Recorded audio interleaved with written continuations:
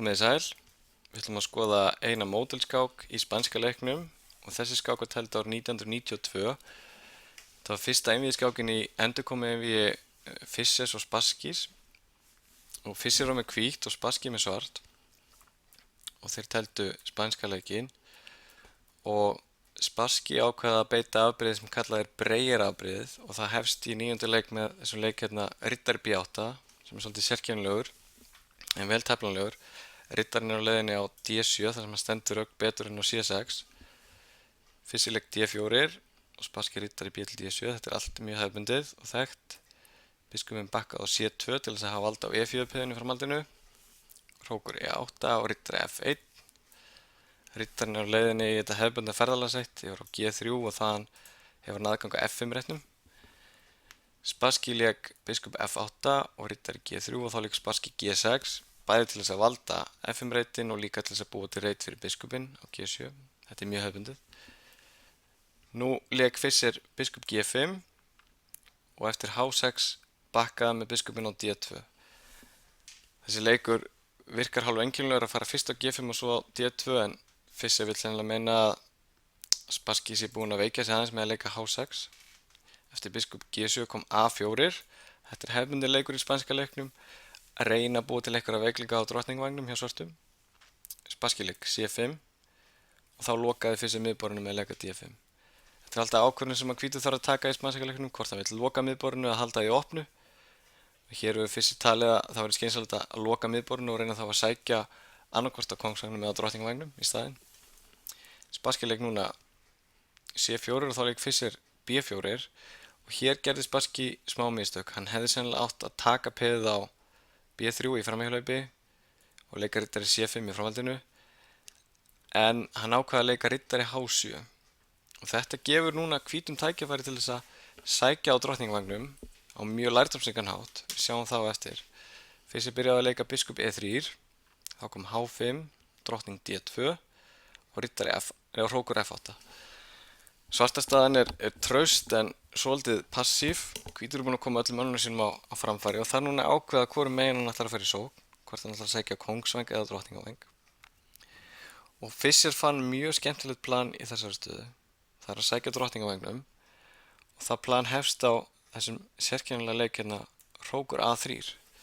Hugmyndin hjá Fischer var að tvöfalda eða jafnvel þrefalda A-línunni og brjótast þar í gegn. Spassky lék riddari D til F6. Það er verið erfitt að finna plan fyrir svartan í stöðunni.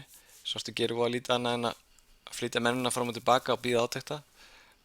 Og meðan undirbýr Fischer gegnumborðið sitt á drottningvagnum eins vel og hann getur. Við sjáum að það er ekkert sérstaklega skynsamlegt fyrir hvítan að vera að drepa strax á B5. Heldur fyrst að tvöfalda hrókana vegna þess að svartur er aldrei að fara að drepa peðið á A4. Það myndi skilja hann eftir með leiðinda veikleika bæði á C4 og A6 eftir að hvítur drepa tilbaka með hrók. Þannig að Spassky lék drottning D7 og þá lék Fischer öðrum flottum leik hrókur 1 til A2 sem að fríar A1 reitin fyrir hvítu drottninguna. Þannig að hugmyndin hans er að flytja drottninguna yfir A1 og þrefalda A-línunni. Hafa drottninguna aftasta í þrefalduninni. Nú kom hrókur F til C8 og drottning C1, biskup F8 og drottning A1. Við sjáum að hér hafa engin uppskipt orðið. Þetta er svona típist fyrir spanska leikinn. Allir mennir inn á í miðtaflinu og hægfara stöðu uppbygging hjá báðum.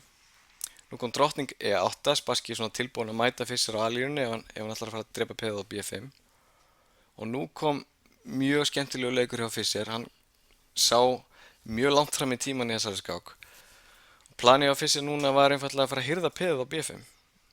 Og það er ekkert auðvitað að sjá hvernig hann ætlar að gera það. En hann sá fyrir sér leið með því að flytja hennar riddari af G3 og aftur tilbaka yfir á drottningavanginn og sækja peðin á B5. Hann byrjar á því að leika riddari F1.